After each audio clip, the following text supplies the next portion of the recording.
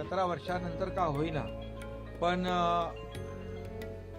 सच्चाईचा विजय झालेला आहे आणि या लोकांना कोर्टाने निर्दोष ठरवलंय.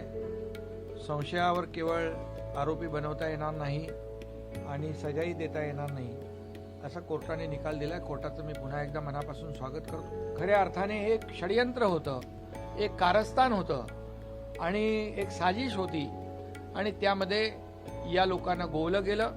परंतु जे लोक भगवा आतंकवाद, भगवा दहशतवाद म्हणाले, त्याला न्यायालयाने एक करारा जवाब, एक चांगली मोठी चपराक आजच्या निर्णयाने दिलेली आहे.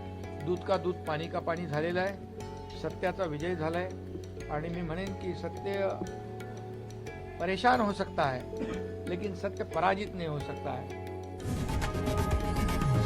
लोकशाही मराठी ऐका, पहा, जागरूक रहा.